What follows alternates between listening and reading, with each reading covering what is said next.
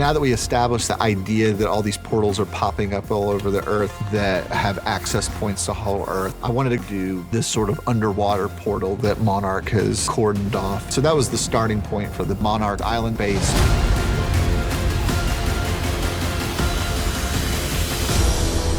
In this film, we really wanted to amp up Monarch, give them a real presence. For the Monarch Island base, Monarch has really moved into a palette of very basic primary colors. We took this very heightened color palette with the yellows and the red, but then we said from a helicopter view, it's this vibrant set.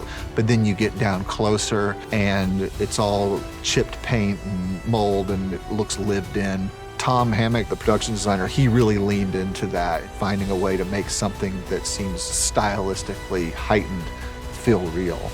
He discovered all these really cool images of these natural formations that create this circular kind of shape around the edge of the ocean. And they just looked really cool anyways, and we're like, well, let's take one of those. And they built this Monarch based around it.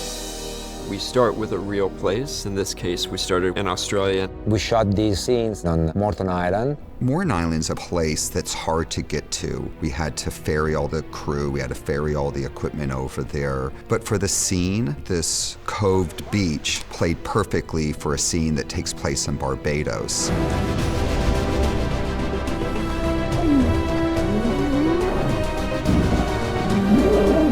The fun thing about giant monsters is coming up with things that are relatable to us, but transposing it on a massive scale.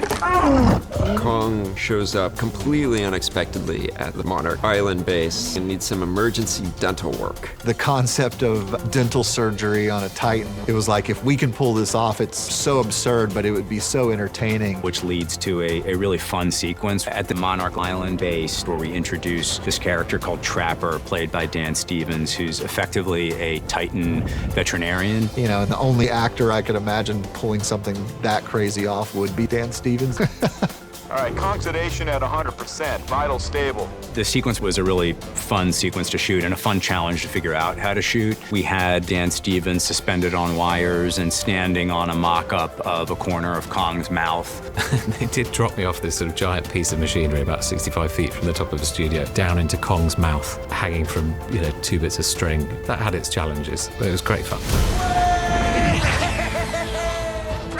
Yeah, this sucker's ready to come out.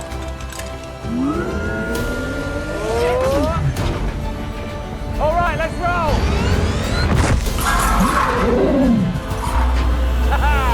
The mule driver in that scene was a really challenging actor who was very difficult to direct. You know what's funny is I've never done any cameos in any of my other movies just because I'm always too busy, and kind of just felt fitting that with Dan's introduction would also be a quick little cameo with me.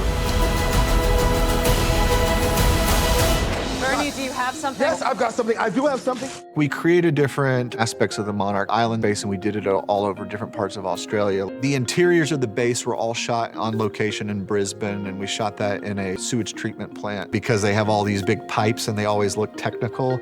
And we were probably the most fortunate I've ever been in my entire life in terms of finding a location. The Monarch barracks, where they're prepping for the mission, was actually a real place in Daintree. It looks like it was built as like part of a Monarch base. It's a huge, it's like a spaceship. This brutalist architecture, just complete concrete. And when we came across it, everybody just knew it had to be in the movie.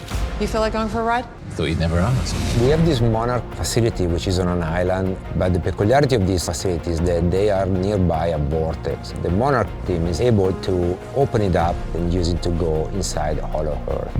At the Monarch Island base, Bernie gets to go to Hollow Earth, which is something that he's always wanted to do. Come on, we had a deal. Bernie, this isn't sightseeing, it's a reconnaissance mission. So I see how it is. When you need something, it's all, you're so smart, Bernie, you're so capable, Bernie. Then when I deliver it, you toss me aside. Look, you owe me, okay? I helped crack this thing. Our journey in Hollow Earth starts exactly there on a tarmac, where we take the new redesigned HABALA 2.0 and leave and go inside the vortex. Being on the heave is definitely fun for 5 minutes, and then you feel a little nauseous, then you're fine again. I mean, it's like getting on that roller coaster that's opening for the first day, right? And you get the front seat. We are going to Hollow Earth. So is there like an in-flight briefing that I should know about? You know? Yeah, there is. There's no parachutes, no flotation devices. You touch any of this stuff, you lose your hand, and if you die, make sure it's outside my vehicle. Good briefing. Oh my God! And action. Welcome to Australia. I am an authentic Australian director today. As you can see by my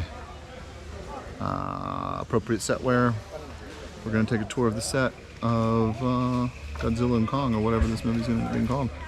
What does DIT stand for? Digital Imaging Technician. I now wish I had a better acronym. We actually used that in one of the scenes because we didn't have a prop, so we used one of these as a communicator device, courtesy of DIT.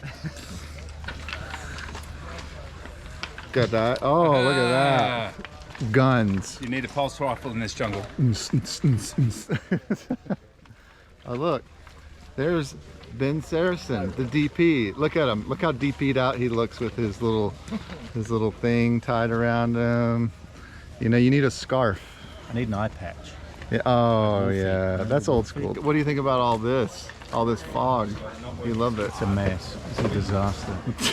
I don't know how anyone's going to cut this stuff together.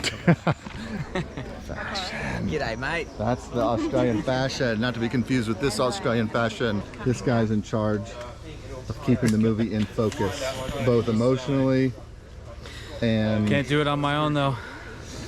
Yeah, say something nice about the director. Who's the director? What's his name? Pete, can you say something nice about the director? I'd struggle to find the right words. Do we feel like the first piece we want the queen and the warrior? Because here's what it reads: before Dan goes down, I'll show you as you're documenting our life's work.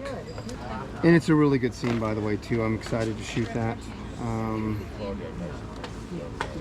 149. All right, I want you guys to say something nice about the director. Where's the director? Say something nice about the director. He's great. He's a really good director. I've never seen anything like it before. Is there anything on my... Oh my... Hi, Dan. I'm doing some... yeah, I'm doing some behind-the-scenes footage. BTS? Yeah.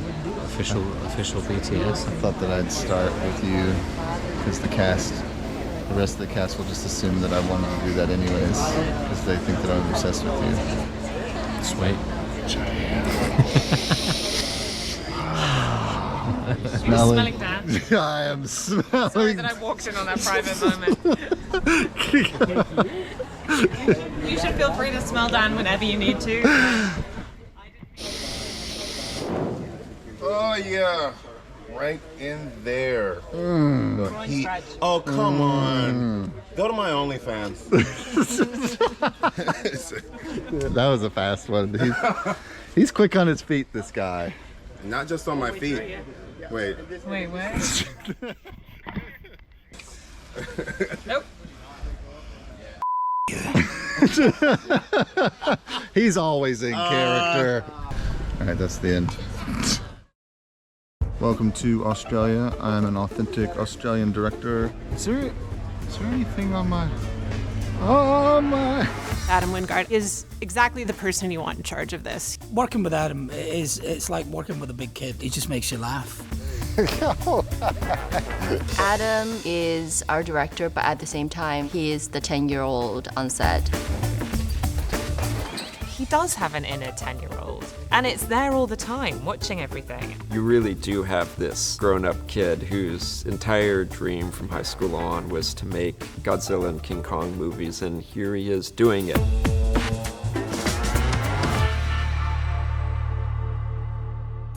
Adam just really has this vision. He doesn't take anything seriously, but he's also very clear in his communication so that we always know what we're doing. He's able to zero in on visual directions so that everybody knows the roadmap and you're just following that down the path. lot of my influences in this movie really are from when I was a kid. I guess that's where, the monster movies and monsters and dinosaurs and things really sunk into my subconscious. So this is the exterior of the Monarch base, and when we were designing this, we wanted to give this whole structure sort of like the feeling of almost like a kid's play set, like a big toy. He has this vision when he was a kid, what he would want to see in the movie theater.